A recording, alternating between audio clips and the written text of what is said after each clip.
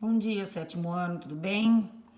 Abram a apostila de vocês lá na página 7 para a gente dar continuidade na nossa atividade.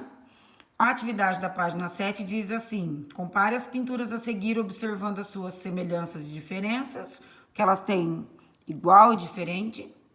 As duas representam uma cena bíblica, que é a última ceia de Jesus Cristo. A primeira imagem foi produzida durante a Idade Média, já a segunda no contexto da arte renascentista, durante o período do Renascimento. Então a gente tem a primeira aqui da Idade Média, lá de 1308, foi feita com têmpera sobre madeira. Têmpera é uma tinta feita com ovo e corante, é usada até os dias de hoje, mas menos. E a gente tem uma da arte renascentista, de 1542, ou seja, 200 anos depois que a outra foi feita, tá? E aqui pede assim, que vocês comparem essas duas, né? Vão associar. Então, eu quero que vocês olhem lá, por exemplo, essa pintura que é lá da Idade Média, a gente não vê uma questão de profundidade muito, né? A gente não vê muita questão de trabalhar como se parecesse uma fotografia. Aqui a gente sabe que é uma pintura, né? Que não é algo foi feito realmente no pincel. Quando a gente observa a arte renascentista, ele é tão real, os movimentos, né? Os braços, se a gente olhar assim, ó, até os detalhes que tem nos braços, né? As expressões, eles tentavam fazer ao máximo parecendo como uma fotografia, tá? Então, eu quero que vocês abram lá e vão associando qual que é sobre o quadro A e qual que é a alternativa sobre o quadro B. Qual que os objetos em cima da mesa parecem planos e achatados? Em qual das duas? Em qual que as pessoas estão à frente foram desenhadas de forma para cobrir de modo bem evidente parte das outras que estão atrás? Qual que a gente tem essa impressão de que tem coisas na frente, coisas no meio, coisas atrás, né? Qual que é a parte em que tem mais luz, ao passo que outras estão na sombra, o que provoca a sensação de preenchimento de volume. Então, olhem para vocês verem o trabalho de luz e sombra que a gente tem na letra B, né? Bem importante. Então, a gente preenche todo esse quadro aí. Qual que a pintura está bem distante de uma reprodução fotográfica? Em qual das duas os apóstolos estão à frente e ao lado de Cristo, que está ao fundo, bem ao centro da obra, o que cria um efeito de profundidade obtido pelo uso da perspectiva, na letra A ou na letra B? Então, preencham, respondam esse daqui. Perspectiva, a gente tem na página 8 de vocês. Eu coloquei um exemplo aqui de um outro quadro sobre a Santa Ceia também, para a gente entender um pouquinho. Então, olha o trabalho que foi feito embaixo de perspectiva para que se fizesse essa pintura, né? Onde está todo o ponto de fuga, todo ali na imagem de Jesus Cristo, para que a gente olhasse todo ali aquela profundidade. Então, dali vão saindo e aumentando esses desenhos. Então, isso é perspectiva, dá essa impressão de ilusão. Então, a gente olha esse quadro aí, a gente vê lá no fundo como se fossem janelas bem lá atrás, né, deles. E janelas laterais, né, que elas vão afunilando, dos dois lados afunilando.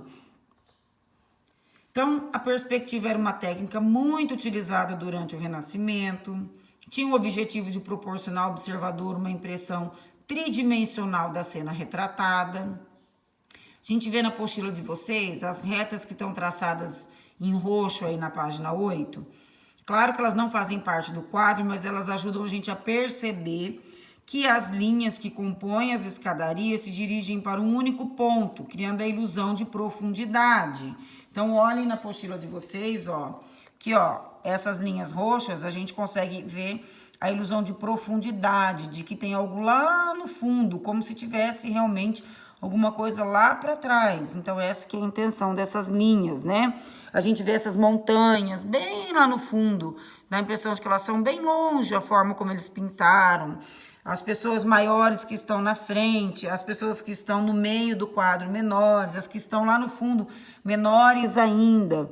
Então, essa é a questão da perspectiva, de dar essa profundidade para isso daí, tá? Então, coloquei mais um exemplo para vocês, né? Como eles fazem os desenhos de perspectiva, para daí vir fazer as paredes e pintar esse quadro para que ele tenha essa ilusão de fundo. E lá na página 9, a gente também tem o exercício número 2, que fala assim: do Renascimento, a arquitetura teatral também sofreu influência da perspectiva. Surgiu nesse período o palco conhecido como palco italiano. Assim como na pintura, ele cria uma ilusão de profundidade também. Então, além das pinturas, a arquitetura aqui também entrou nessa questão da perspectiva na época do Renascimento. Então, tinha também essa questão da profundidade. É aberto na parte da frente, emoldurado por cortinas e fechado no fundo e nas laterais. A plateia senta-se de frente para o palco, normalmente no escuro. Ele é construído ainda hoje, né? E está muito presente em todo o mundo. Então, a gente ainda tem vários teatros construídos nesse formato, no formato do teatro italiano. Então, a gente tem um exemplo aqui no Brasil, que é o Teatro Amazonas, que fica lá em Manaus, que é esse que tem aí na apostila de vocês. Então, ele tem esse formato do palco italiano, né? As pessoas sentam, ó, aqui são todos os lugares que eles podem olhar, sentar aqui de frente. E todos também essa questão de profundidade, igual nos quadros, né? Para que qualquer lado que você sente do teatro, você consiga assistir.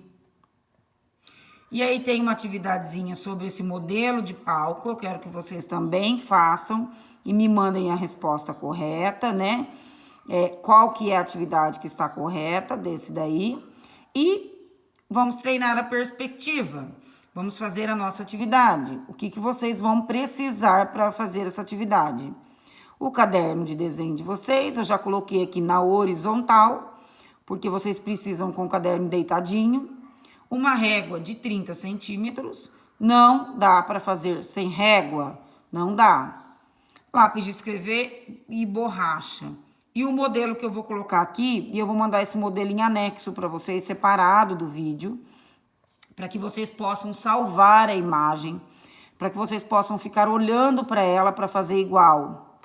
Então, é essa imagem que vocês vão fazer da perspectiva.